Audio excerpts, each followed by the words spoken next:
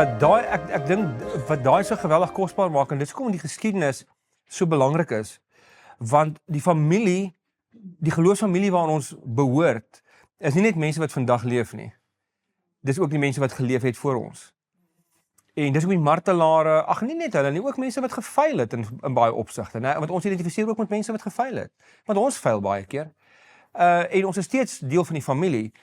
Maar ek het soveel keer ek in my eie stilte tyd, wat vir my baie beteken is, ek sal baie keer, ek het baie keer al gesê, byvoorbeeld ek sal William Wilberforce se joernale lees, of ek sal die apostoliese vaders lees, waaruit ek nou die oggend vir uit Ignatius gelees het. Jy weet, net vir my eie stilte tyd, en dit is baie eenvoudige goedjies, nie moeilik om te verstaan as jy dit lees nie, maar as ek soveel keer vir die Here sê, dankie vir u dienaar Ignatius. Ja, want hy praat so met my. En as ek William Wilberforce weer lees, as ek soos 'n failure voel, en lees ek William Wilberforce, want hy consistently so gevoel. Jy weet, hy het dit nooit maak nie, maar hy het altyd teruggegaan en gesteun op die Here se genade en sê ek maak dit nie, ek was alweer, hy die oudheidse woord gebruik, ek was alweer te sensual, ek was alweer, jy weet, my hart raak te koud, jy weet, en baie keer voel ek so, en ek sê, Here, dankie vir u dienaar William Wilberforce, ek voel soos hy, ek voel baie keer my hart raak koud, jy weet, en so die geskiedenis, wat die Here ons voorgegaan het, die community wat hy gebou het, is so ongelooflik belangrik. En om jouself histories te connect met jou familie, wat voor jou geleef het, is uiters belangrik. En natuurlik, dan is dit ook op horisontale vlak, né? Ook met familie wat nou leef, né? Dis net so kosbaar dat jy uit Duitsland uit ons join, en ek moet jy obviously in jou sussie connect, in jou familie, maar nou leer ons jou ook ken, en het is my lekker om te hoor, hoe beleef jy geloof in Duitsland, jy weet, en dit is 'n totaal ander situasie as waarin ons is. Maar dit is belangrik, want jy is deel van die familie en dit gee vir ons 'n nuwe experience. En in Suid-Afrika beteken dit natuurlik, ons sê dit in Oosterlig baie.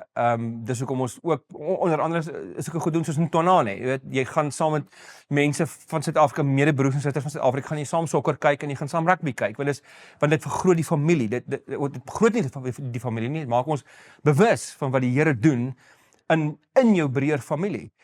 En ek dink 'n verskriklike groot deel van geestelike groei is om jou eie belewenis van die Here ook te sien deur die lens van geestelike familie wat nie deel van jou kultuur is nie. Het sy of dit nou in die geskiedenis is of jy weet met iemand wat op 'n ander plek bly en so aan. Ek bedoel net as net 'n simpel ding, ek is al baie keer in die gemeente in Tembisa as hulle ouderlinge in die diakens bevestig. En elke keer het David McClark of voor hom Vincent Matthews 'n paar keer vir hulle gesê, jy weet, wanneer die ouens bevestig, sê vir you may die. Want dis baie keer, nie altyd nie, maar baie keer die omstandighede in Tembisa. Hulle gee baie keer, hulle kry baie swaarder as wat ons kry. Maar as ek na hulle kyk, is hulle geloof baie dieper as myne. En ek moet net daai experience hê. Ek weet, Johan is baie meer getrou daarin, byvoorbeeld as wat ek is. Maar elke keer as ek voor ek Tembisa toe gaan, dan sê ek vir die, ja, hierdie is moeite, weet regtig, ek is lief vir my broers en susters daar, maar shucks, jy weet, dis moeite, en jy weet, daar het jy verkeer vleg, en jy weet, dis nie maklik om te ry nie, en almal is, jy weet, die verkeersligte werk, maar dit maak nie saak, daar is altyd 'n bondel in die middel, jy weet, jy moet maar daar deurdruk, baie soos ons busbestuurder, elke keer as ek al wegry, dan is ek letterlik en loop die trane en sê ek vir die Here, dankie dat ek hier was, want dit beteken vir my soveel. Miskien op hierdie gedagte net, ek het nou, dit is nie in my idee vir vanaand nie, maar ek dink op hierdie punt, as 'n mens jouself oopmaak, soos op hierdie toer, dis 'n verhoudingsrisiko wat jy neem om saam met mense te gaan toer wat jy nie so goed ken nie, want jy maak jouself oop. Dis 'n verskriklike belangrike ding. Die Jode het gesê, die mees heilige sinnetjie wat jy in Hebreëus kan gebruik is Hineni. Hineni wat beteken, hier is ek. En dit is, dis 'n teenvoeter of dis 'n reverse van wat in Genesis 3 gebeur het in die tuin van Eden toe Adam en Eva weggekruip het. Ons kruip eintlik in ons harte, van nature kruip ons weg vir God. Dis nou nog so, want Adam en Eva se storie is my en jou storie, né? Ons kruip weg vir God, maar ons kruip ook weg vir mekaar. Adam en Eva het vyeblare aangetrek, want hulle het ewe skielik bewus geraak van hulle verskille en hulle agtergekom, hulle moet, jy weet, daar's 'n wig tussen hulle nou. Hulle kruip weg vir mekaar, en hulle kruip weg vir God. En as jy baie van die profete kry, en die Here roep 'n profeet, en soos in Jesaja 6, wie sal ek stuur, dan kom Jesaja en sê, Hineni, hier is ek, Here. Hy kom, you come out of hiding. né? So dit is 'n manier om out of hiding te kom, om jouself oop te stel vir mense en vir vriende en vir die Here en sê werk met my, sien my soos ek is, ek maak my hart oop, kom ons connect. En dis 'n verskriklike en 'n belangrike ding in ons kultuur. En dis hoekom ons by Oosterlig dinge het soos nie net Infusion nie, maar goed soos Revolusie wat ons laas jaar gedoen het en so aan, want ons as leraarspan is baie besorgd daaroor dat jy weet ons dink mense, including onsself, verstaan nie die belangrikheid van community so goed as ons kan nie. Nou kom ek dalk net so 'n bietjie by die doel kom ons of die ding wat ek gedink ons vanaand 'n bietjie oor kan gesels, en dit is vanoggend het ons baie gepraat oor Jesus se opstanding op 'n bepaalde punt, ons gepraat oor hoekom glo jy, maar ook oor ons eie opstanding eendag as Christus weerkom, né, dat hy trek dan die lyn in die sand en hy kom verander alles en vernuwe die hele wêreld en hy vernuwe my en jou en hy voltooi die werk volkome in ons elkeen. En ons nogal gepraat, ek en Mani en Marie na die tyd het ook onder andere gepraat oor, goed, dis ons hoop vir eendag. Maar wat is ons hoop vir nou? Met ander woorde, wat wil die Here nou in ons doen? Tot dan. En miskien 'n ander angle met die vraag is, kom ons sê worst case, en dit is altyd goed om te dink, what if worst case happens? Dis nie om pessimisties te wees, dis net om oop te wees vir realiteit. As jy kyk hoe swaar het gelowiges al in die verlede gekry. So ek is nie 'n pessimist nie, ek is 'n optimist oor die toekoms ten spyte van wat ook al, jy weet, die politieke omstandighede, die klimaat of ten spyte van AI en daar is regtig daunting goed wat wag op die wêreld op die oomblik. Jy weet, as jy kyk na AI, niemand weet nog hoe gaan die wêreld lyk oor 10 jaar nie, of oor 20, oor 30 jaar nie. Maar die vraag is, hoe gaan ons survive? In terme van ons geloof, hoe gaan ons bly groei, en hoe gaan ons emosioneel stabiel bly, ten spyte van die verandering wat so verskriklik vinnig plaasvind. Ek bedoel, ons praat baie van, ons moet mekaar lief hê. Nee, ek bedoel, dit is 'n woord wat ons vrylik rondgooi, en tereg so, want dis waar die Bybel praat. Ons moet mekaar lief hê. Maar hoekom is liefde so belangrik? Boonop oor die feit dat God liefdevol is en liefde is, en ons het vanoggend gepraat oor sy drie enige samestelling in homself, hoe hy eintlik in sy wese liefde propageer, want dis dit wat die drie eenheid laat werk met mekaar. En ek dink regtig, as 'n mens in die Nuwe Testament gemeenskap van gelowiges reg wil verstaan, moet jy Paulus leer ken, moet jy Paulus verstaan. En dit is wel net so ironies dat Paulus uitgekry word as die ou wat, hy was eintlik maar 'n bietjie van 'n lone ranger en hy was hard op mense, veral op die Korinte en hy en so aan. Maar dis glad nie waar nie, en ek dink mense lees Paulus nie reg as jy dit lees nie. En dis my altyd amazing as jy een van die mees ongelooflike gemeenskapstekste wat vir jou wys hoe het Paulus die vroeë kerk gesien. As jy ek dink as die kerk vir homself een groot ding kan doen, as ek sê kerk bedoel ek nou ons, ek en jy, né? Wat ons kan help om getrou in die Here te bly en mentally stable te bly, is om die Nuwe Testament so te lees met hierdie vraag: hoe lyk Bybelse community? Want as ons dit kan regkry, gaan ons mekaar kan vashou. En gaan die Heilige Gees 'n enorme werk in ons elkeen gedoen kry. En nou, ek voel altyd so klein as mense vir my sê, Oosterlig is die mees amazing gasvrye plek waar nog ooit was. Nou nie almal sê dit nie, maar baie mense sê dit. Jy het dit vanoggend vir my gesê.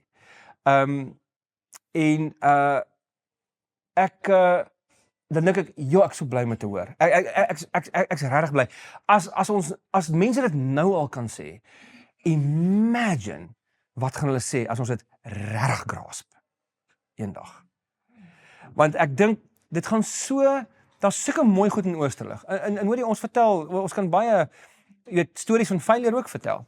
Ons maak dit nie almal. Ons leraars het nou die dag so baie introspeksie gedoen, was 'n lidmaat wat by ons deur 'n vreeslike moeilike tyd gegaan het. Sy het ingekoop in die gemeente en sy het 'n revolusie bygewoon en alles, en ons het haar net heeltemal gemis toe haar pa oorlede is.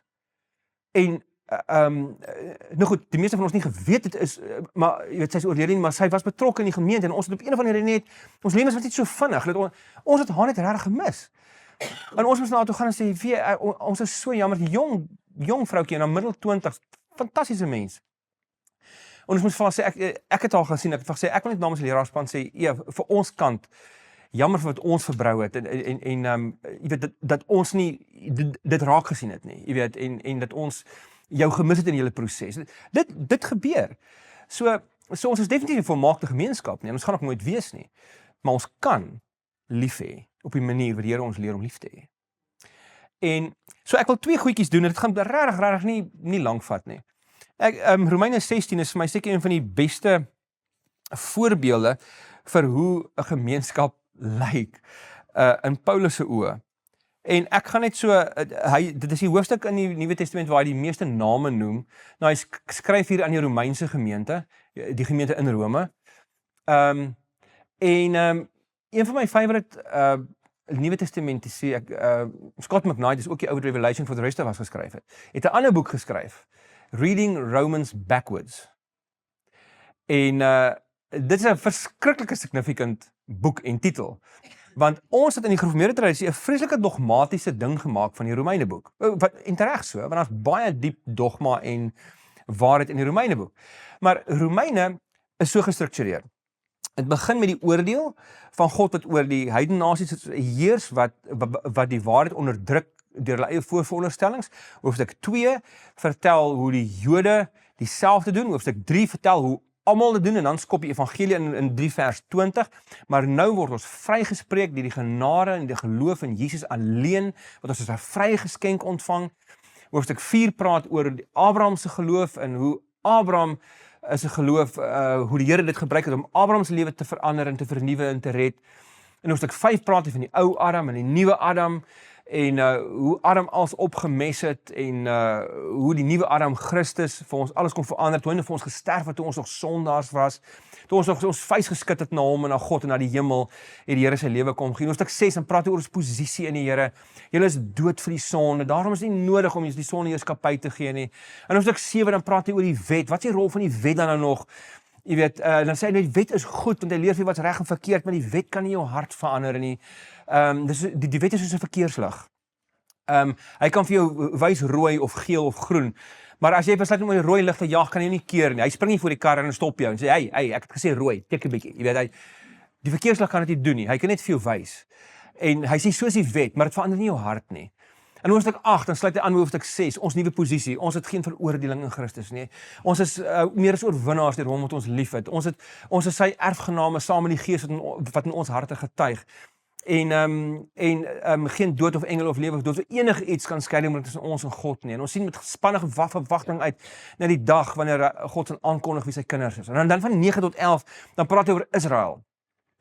Maar dan, na hy oor Israel gepraat het, en dat dieselfde vir Israel geld, dan doen hy 12 tot 16. En alwaar 12 tot 16 gaan, en het begin met 12 vers 1 en 2, ne? Dan doen ek 'n beroep op julle, ne? Op grond van die groot ontferming van God, wat ek nou al 11 hoofstukke lank vir julle van praat. Nou doen ek 'n beroep op julle. Gee julle self as God in lewende heilige offers wat vir hom aanneemlik is.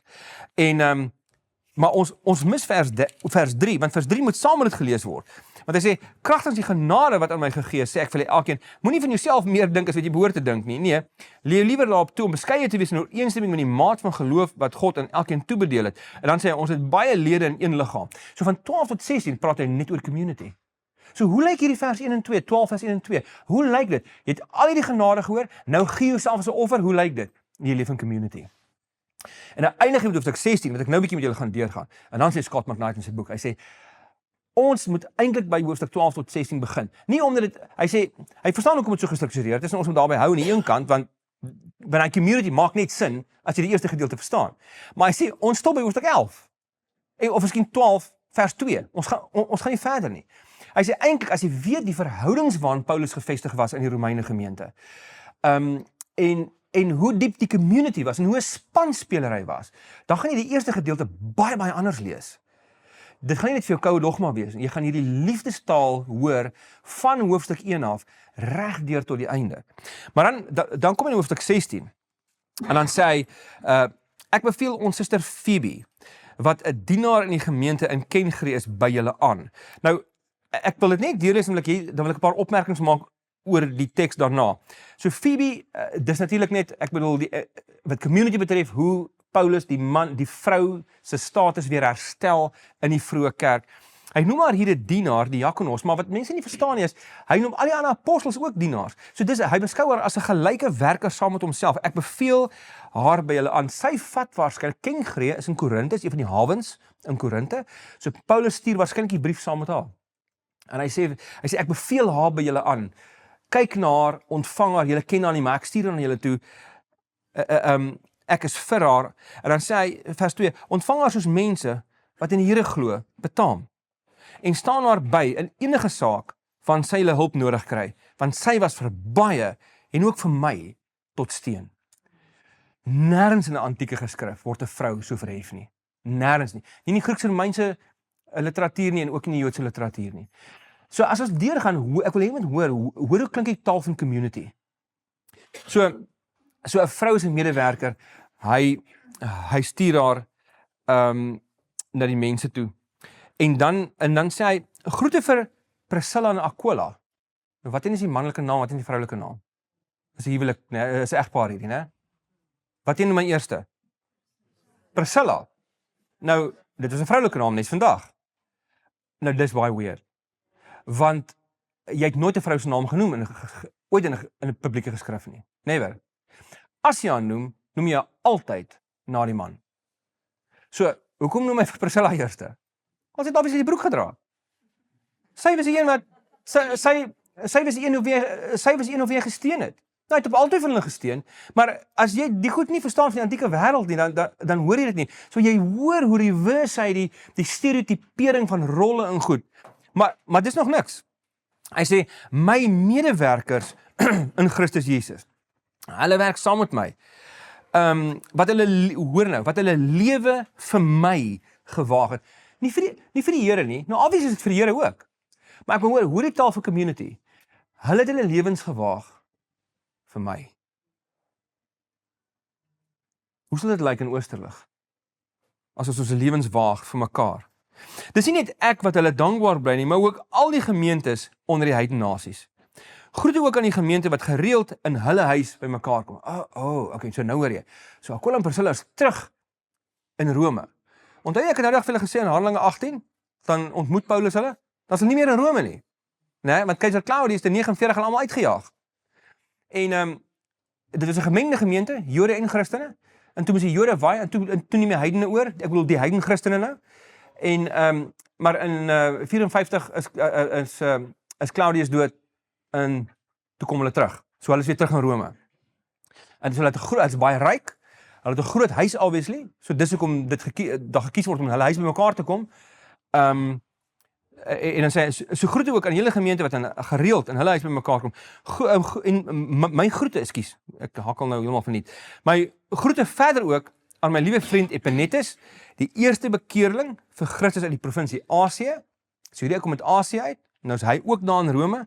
Hy is deel van hierdie gemeente. En aan Maria, wat baie moeite vir hulle gedoen het. Gee ook my groete aan Andronicus en Junias. Dis weird. Andronicus is 'n slawenaam. En Junia, hier staan Junias, dis 'n verkeerde vertaling. Ek gaan julle verveel daarmee nie. Dit is eintlik Junias, 'n vrou se naam daai. Hulle het hom hier 'n manlike naam gemaak want dit het nie sin gemaak dat ek sal nou daarby kom. Dis Junia is die vroulike naam van Johanna wat 'n Joodse naam was in die Ou Testament. Ekskuus, nie in die Ou Testament nie, in Aramees. Nou hoor wat sê hy, my volksgenote wat saam met my in die gevangenis was, hulle is hoog aangeskrewe by die apostels en het al voor my Christene geword. So wanneer het Paulus 'n Christen geword? So 32, 33 na Christus? Waar was dit? Uit Jerusalem uit op pad na Damaskus toe, né? So hulle moes voor 33. Tussen 30 en 33 moes hulle tot geloof gekom het. So waar sou hulle gewees het? In Jerusalem. Nou, waar in Jerusalem? Nou, as jy Lukas lees, dan lees jy, die 12 was saam met Jesus, dis nou Lukas 8, En daarby 'n aantal vroue wat van bose geeste en siektes genees was, daar was Maria, bekend as Magdalena, uit wie 7 bose geeste uitgegaan het, en Johanna, die vrou van Gissa, 'n hoë amptenaar van Herodes. Nou, ons het uit bronne uit is ons redelik oortuig dat Johanna was deel van Jesus, en net verder in dieselfde evangelie, Lukas 24, einde van 23 en 24, sien die Johanna is steeds teenwoordig, en die kans lyk vir ons is baie goed, dat sy so verleentheid was vir die hoë amptenaar Gissa, wat met haar getroud was, dat hy heel waarskynlik geskei het, en die Latynse naam vir Johanna is Junia. En sy het weer getrou, lyk dit vir ons, met 'n slaaf. So hier's 'n nobel vrou, nobel Joodse vrou, wat getrou het met 'n manlike slaaf. Net interessant, die woord Andronicus beteken macho man. Dis wat dit beteken. Dis reg wat dit beteken. Andres, man, Andronicus, manly man. Is 'n goeie vertaling gedink. So hier is hierdie twee saam, slawe en vooraanstaande met 'n trou met mekaar. En dan stuur ek groete ook vir Ampliatus, my liewe vriend in die Here, vir Urbanus, my medewerker in Christus, en my liewe vriend Stachys, ook vir Apelles. Hy het gewys wat in hom steek as gelowige, en die huis van Aristobulus. Aristobulus was die kleinseun van Herodes, die groot Herodes die Grote, die broer van koning Agrippa, een van die kleinseuns van Herodes, en die broer van Agrippa, en 'n persoonlike vriend van keiser Claudius. So hierdie verskriklik vooraanstaande ou, wat deel is van die gemeente, Aristobulus, en vir Herodion, my volksgenoot, en vir die uit die huis van Narcissus, wat tot geloof gekom het. Groete verder ook aan Trifina en Trifosa. Dit klink so Chappie en Chapu. Ek weet wat is hierdie? Hierdie was bekende vrouenname vir vroue slawe wat 'n tweeling was. So hierdie was 'n tweeling slavinne, wat deel was van die gelowige gemeenskap. Ywerige werksters vir die Here, en aan my liewe Persis, wat al baie vir die Here gedoen het. Draak my groete oor aan Rufus, die voortreffelike werker in diens van die Here. Wie is Rufus? Wie kan onthou uit die evangelies? Wie dink julle is Rufus? Onthou julle vir Simon van Sirene, wat Jesus se kruis gedra het? Sy seun was Rufus. So Rufus is deel van hierdie gemeenskap, uit Rome toe getrek. Die voortreffelike werker in diens van die Here, en aan sy moeder, wat ook altyd, hoor nou hierdie, wat ook altyd vir my 'n ma was. Hoor die verhoudings, die geweldige diepte. En dan ook nog groente aan Syncritus, Phlegon, Hermes, Patrobas, Hermas, en al die broers daar by julle. Die goeie begin met sulke name nie. Ook aan Philologus en Julias, Nereus en sy suster Olympas, en al die ander gelowiges naby hulle, groet mekaar met 'n soen van Christelike broederskap. Al die gemeentes van Christus stuur vir julle groete. Nou, hierdie groet mekaar met 'n soen van Christelike broederskap is 'n geweldige ding. Onthou nou wie is hier by mekaar? Hierdie nuwe gemeenskap, wat deur die Heilige Gees by mekaar geroep word, het nie meer lyne nie, daar's nie meer onderskeide nie. En hy bedoel nie, jy moet mekaar soen nie. Die punt is, groet mekaar sinvol, asof julle familie is, want julle is. God skep 'n nuwe familie, en daai familie word nie meer deur biologiese bloedlyne aan mekaar gehou nie. Dit word wel deur bloed aan mekaar gehou, maar is Christus se bloed, wat ons aan mekaar vashou. Ag, en gaan hy verder, ek gaan nie te verder, jy weet, ek druk op die hartbroers, pas op vir verdeeldheid, wat veroorsaak dat mense afvallig raak van die verdeeldheid in 'n gemeente, veroorsaak dat die hele gemeente afvallig raak. Bly weg van hulle af. Sulke mense dien nie Christus die Here nie, maar hulle eie drifte en drange, mense wat die hele tyd beklei. Ek verstaan nie. Ek verstaan nie hoekom so dominees mekaar nie. Ek moet regtig, ek wil vir julle sê, I don't get it. Almal wat gehoor het van julle gehoorsaamheid in die evangelie, ek is baie bly oor julle. En ek sou graag wou sien dat julle alles weet van die goeie en niks wil weet van die slegte nie. God wat vrede gee, sal die Satan spoedig onder julle voete verpletter. Die genade van ons Here Jesus is by julle. My medewerker Timoteus, stuur vir julle groete, en so ook Lucius. Wie is Lucius? Dis die Latynse naam vir Lukas. Dis Lukas hierdie. En Sosipater, my volksgenote, en dan, hierdie is my cool. Ek, Tertius, wat die brief neergeskryf het, stuur as 'n medegelowige ook my groete. Hy dog, this is my chance. Ek gaan my naam in die Bybel kry. En hy dacht vir, Paulus, kan ek ook net so 'n stukkie skryf? Okay, maar thanks. Hier's ek Tertius ook. Dis my so cool. Hy sê, Gaius, my gasheer en ook gasheer van die hele gemeente hier, stuur ook groete. En dan ook nog groete vir Erastus, die stadstesourier, en van die broer Quartus. En as hy L daarin sit, is dit kwartels. Hierdie, as jy hierdie tekste lees, en by the way, as jy die hele Handelinge lees, en jy lees al Paulus se briewe, dan sien jy hierdie draad, jy sien hierdie nuwe community. En weet jy, ons het al baie gesê in Oosterlig, Paulus laat nie hierdie mense toe om weg te kom met apart aanbid nie, want hierdie Jode was altyd, hierdie gemeente was altyd gemengde gemeentes, Jode en nie Jode. En dis wat die konflik, in elke gemeente was daar konflik geweest, ook in die Romeinse gemeente. Die enigste gemeente wat nie konflik gehad het, vreeslik nie, was die gemeente in Filippi en die gemeente in Thessalonika, die Macedoniese arm gemeentes. Die ryk gemeentes wat baie wise en cocky was, hulle het altyd vasgesit. Maar hoekom? Want nou kom die Jode tot geloof. En hoe die Jode geëet? Want die maaltyd van die Here is nou 'n key ding, die tafel, die tafel van die Here, die etenstafel is wat die mense saambind. En nou, hoe is die Jode gewoond om te eet? Al word hulle Christen, hulle het nie al in die Joodse gewoontes afgelê nie, want hulle was steeds Jode gewees. So hulle het hulle hande gewas voor die tyd, hulle handewassing seremonie, hulle het net kosher geëet, hulle het seker goed nie geëet nie, nog steeds, al het die Here vir Petrus in Handelinge 10 gesê, jy kan enige van hierdie goed eet, hulle het maar gehou by hulle gewoontes, hulle het nog steeds offers gebring, baie van hulle. Hulle het nie op haar offers gesteun vir hulle redding nie, maar dit was deel van 'n kulturele agtergrond. So hulle het dit steeds gedoen. Nou het in hulle Handelinge 15, het hulle die besluit geneem, dat die heidene gelowiges hoef dit nie te doen nie. Die Jode hoef nie al hierdie, die heidene hoef nie al hierdie gewoontes by mekaar te kom nie. Hulle kom net binne, hulle sê, dankie Here vir die kos, en hulle gaan eet. Nou kom hierdie twee groepies saam. Wat moet ons nou doen? Somtyds, dan sê die heidene vir die Jode, okay, doen julle ding, ons doen dit saam met julle. Was hande, doen alles, video ook, alles, okay, weet nou eet ons. Baie keer dan sê die Jode vir hulle, okay, weet jy wat, ons gaan dit nie vandag doen nie, ons doen dit vandag die vinnige manier, kom ons bid net, en dan eet ons. Hulle moes geweldig opoffer, om te kan saam wees. Dis hoekom liefde so belangrik is. Dis hoekom jy liefde nodig het, is omdat Paulus assume, dat ons gaan in 'n gemeente saam wees, met groot verskille tussen ons. En ons moet daai verskille oorbrug op net een manier. En dis om te leer om mekaar lief te hê. Nou in die tydjie wat oorbly, dit gaan net 5 minute wees. Ek beloof egter niks. Maar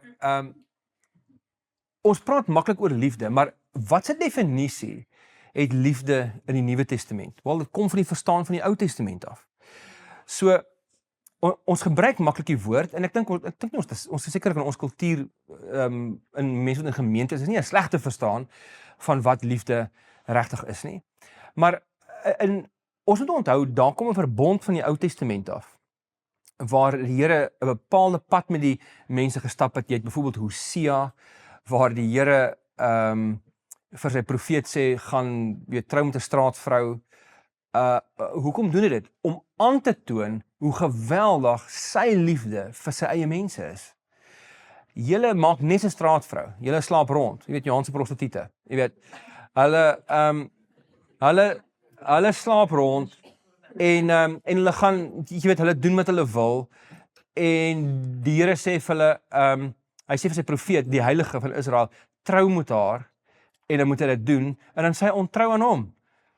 En dan gaan loop sy rond met ander mans, en dan sê hy vir Hosea, gaan hoe haar terug, jy gaan haar nie pak slaag nie, jy gaan met haar lelik wees nie, gaan na haar toe met 'n piknikmandjie, vat haar uit in die veld, gooi die kombersie oop, haal eet die piknikkos, hoe haar weer, dis hoe ek moet Israel, en dit is sulke mooi poëtiese taal in die boek Hosea, die Here is so kwaad vir sy mense, vir sy bruid, sê vir hulle, ek gaan julle weet, ek is so kwaad, ek gaan julle vernietig, ek is so, en in die volgende paragraaf gaan sê, maar ek kan nie, my liefde brand te sterk, en so, dis amper soos 'n love song, jy weet, hierdie love, jy weet, ek haat jou blikskorrel, jy het my in die rug gesteek, maar ek is so lief vir jou, my hart brand vir jou.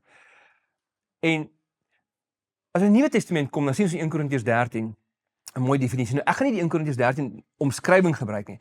Ek gaan net 4 kenmerke vir julle gee, wat liefde in die Bybel gehad het. So, as ons praat van liefde, waarvan praat ons? Nou, as jy in die Woordeboek kyk, wat is liefde? Dan praat daar baie van 'n gevoel van welwillendheid. Met ander woorde, dis 'n dopamien ding.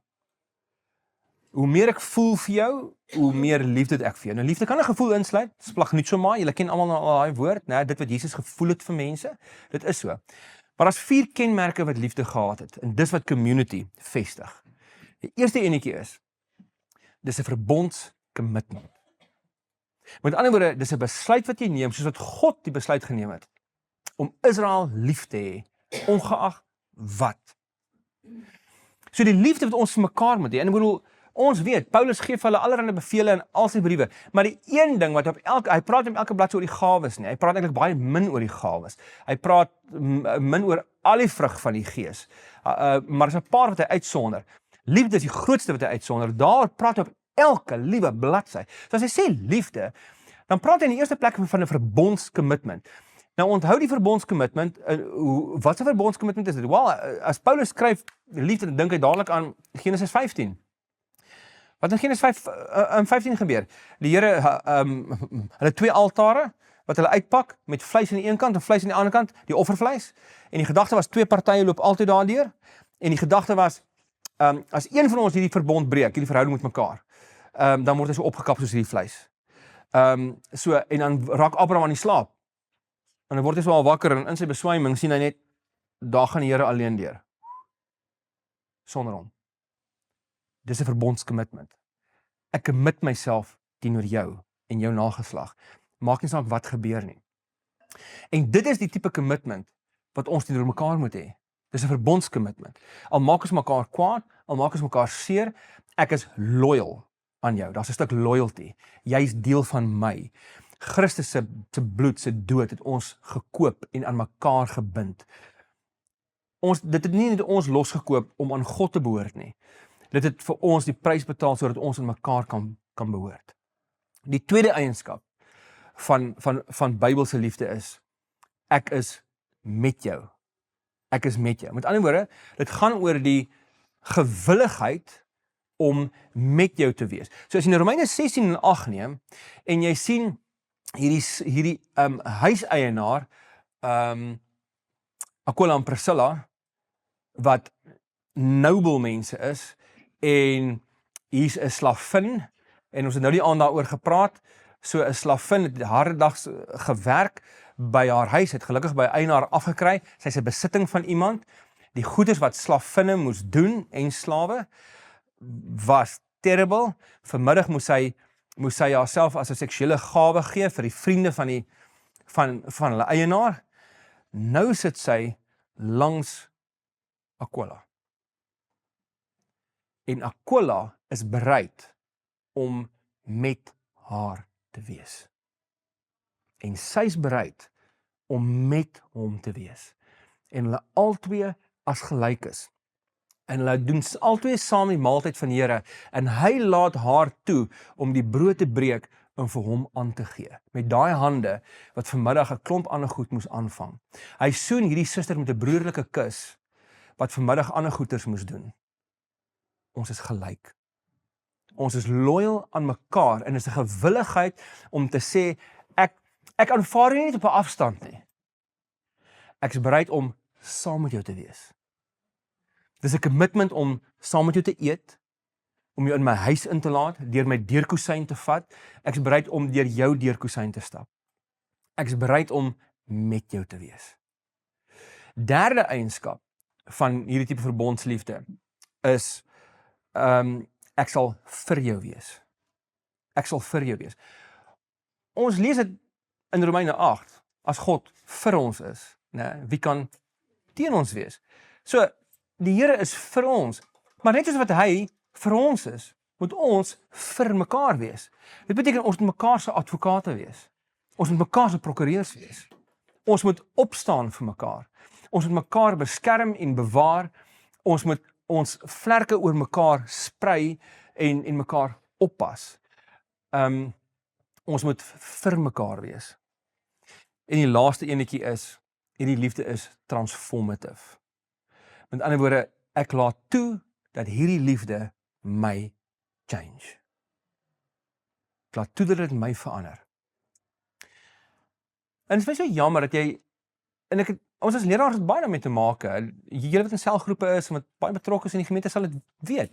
Dat jy kry huwelike waar die een persoon die meeste van die verandering doen. En die ander persoon bly maar by sy opinie. En verander nie regtig nie, jy moet by my aanpas.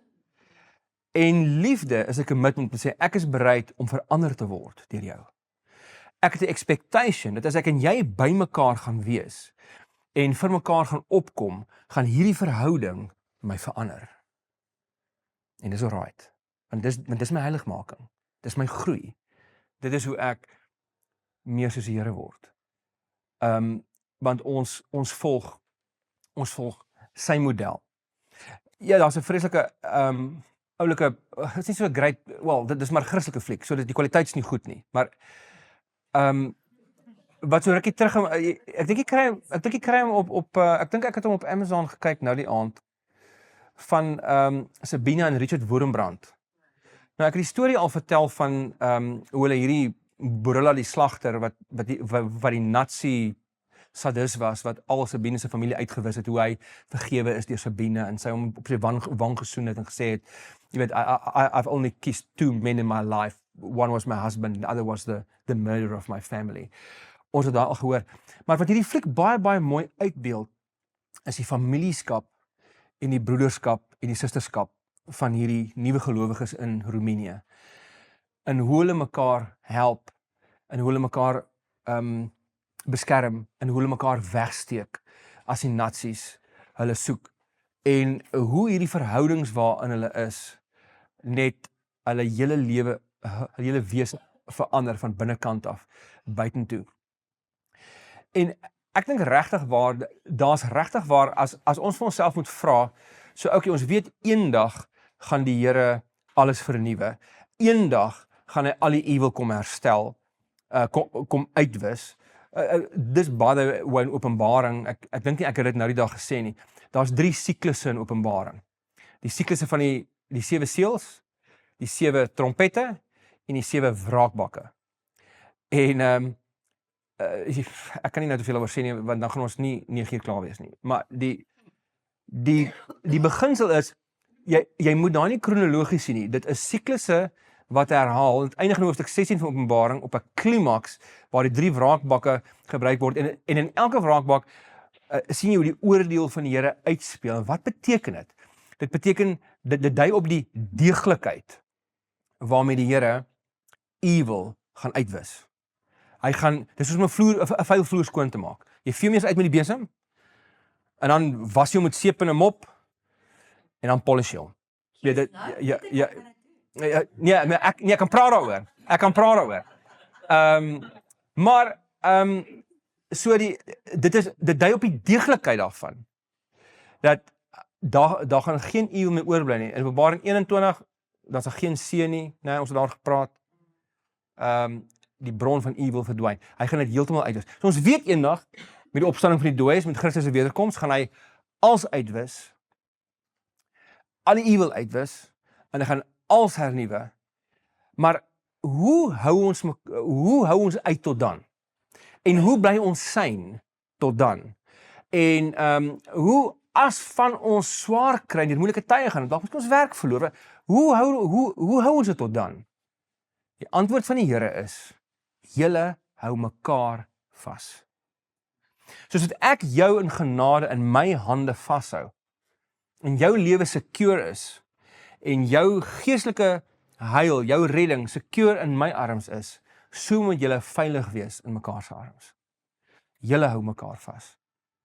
En ek dink, die rede hoekom ek net gedink het ons vanaand bietjie oor moet gesels is ek wil graag hê ons moet hierdie visie, ons moet almal saam 'n nuwe vision begin ontwikkel vir wat die Here graag wil sien in sy kerk in die algemeen. En ek dink regtig waar mense soos julle gaan instrumenteel wees in die vestiging van daai kultuur in die gemeente en weier in ons omgewing. En ek dink dis 'n vision wat so beautiful is vir my dat dit my regtig net inspire en sê, Here, wat moet ek doen sodat ek hierdie 'n realiteit kan maak in my eie lewe, in my eie en in my eie verhoudings.